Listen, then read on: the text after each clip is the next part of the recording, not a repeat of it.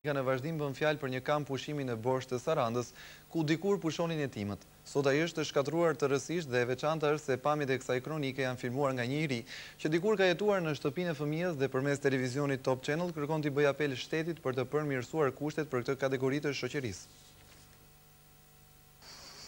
Dikur jetimët kishin një shtëpi pushimi në një nga perlat turistike të vendit, sikurse është fshati Borshtë i Sarandës, një ndërtesë e bukur, të cilën e ruajnë të tillë në kujtesë vetëm brezat e rritur të jetimëve, të cilët sot shqetësohen për pasuesit e tyre fatkeq që nuk kanë mundësi të pushojnë.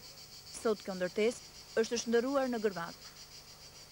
Ka qenë më vit, ka qenë shumë e rregullt, ka qenë vit këtu pushojnë 3 muaj bëjnë.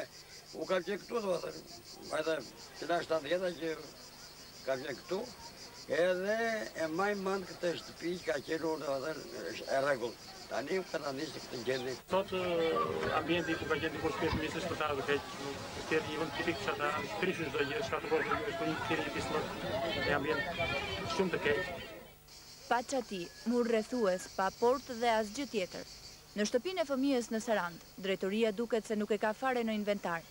As në zyrat e pushtetit lokal në qendër dhe komun nuk të përgjigjen kur i pyet për fatin e këtij objekti. Kameramani që ka filmuar këto pamje është njëri prej atyre që është rritur në jetimore dhe dikur ka kaluar pushimet në këtë shtëpi.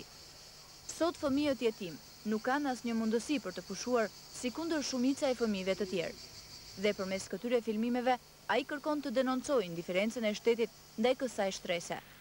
Dhe jo vetëm kaq, por të tregojë se turizmi, industria e shumë përfolur për fitime të majme në dobi të shtetit, është rikthyer në primitivitetin e tij klasik, me gjithë reklamën e madhe të perlave të Bregdetit të Jugut.